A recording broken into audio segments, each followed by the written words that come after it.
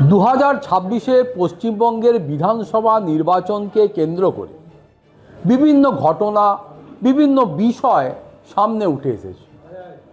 কারো কারো দেখে মনে হয়েছে যে নির্বাচন কমিশনের যে পরিমাণ সক্রিয়তা, তা হয়তো কোনো যুদ্ধক্ষেত্র, সেখানে মানুষ রয়েছে, এমনটা মনে হয়েছে। এরকম বিভিন্ন গান প্যারোডি আকারে উঠে এসেছে, যার মধ্যে অন্যতম হলো ওই মাচ্চোর মাচ্চোর শওকত মাচ্চোর। আর এতেই বিব্রত ক্যানিংয়ের শওকত মোল্লা। একটা সময় এই দক্ষিণ 24 পরগনার ক্যানিংয়ে মাছের ব্যবসা করতেন তৃণমূল কংগ্রেসের ভাঙড় বিধানসভা কেন্দ্রের যিনি প্রার্থী শওকত মোল্লা। তিনি মাছের ব্যবসা করতেন, কিন্তু এই মাছের ব্যবসা করার পর তার রাজনীতিতে আসা এবং রাজনীতিতে তার যে প্রসার, সেটা বিশেষভাবে মানুষকে আকৃষ্ট করেছে। মানুষ দেখেছে, দলের লোকও দেখেছে, বিরোধী রাজনৈতিক দলের লোকেরাও দেখেছে। ফলে সব মিলিয়ে শওকত মোল্লা বেশ গরমাগরম একটা ব্যাপারের মধ্যে থাকেন। এটা পশ্চিমবঙ্গের মানুষ তাকে এই হিসাবেই ভালো চেনেন।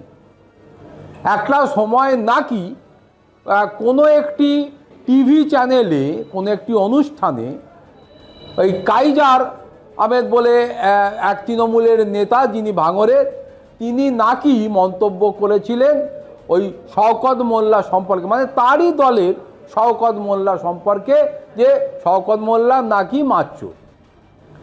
এটা প্রমাণিত সত্য কি না কেউ জানে না।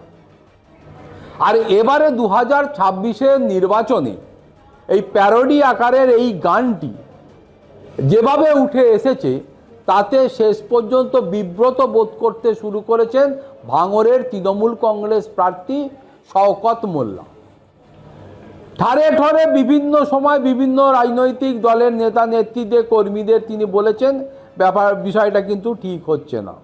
ইতিমধ্যে এমনটাও শোনা গেছে যে ভাঙড়ের আইএসএফের যিনি প্রার্থী বা নেতা, তিনি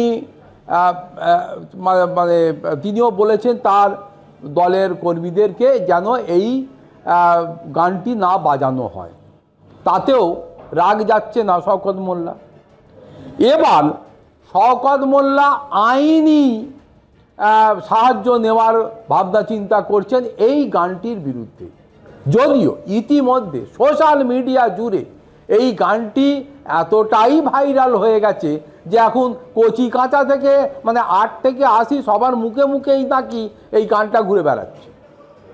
তাই এই গানটা কিভাবে বন্ধ করা যায়, বা আদৌ এই গানের যে ব্যবহার সেটা বন্ধ করা যায় কি না, সেটা নিয়ে দ্বিমত থাকলেও শওকত মোল্লা মনে করছেন যে রাজনীতির বাইরে গিয়ে ব্যক্তি আক্রমণে মধ্যে যারা রয়েছেন তারা আইএসএফের কর্মীও রয়েছেন, আবার তার দল তৃণমূল কংগ্রেসেও একটা অংশ রয়েছেন তার বিরুদ্ধে। আর তাদের চক্রান্তেই নাকি এই গানটিকে ভাইরাল করে দেওয়া হয়েছে, যেটা তার ভাবমূর্তি নষ্ট করছে।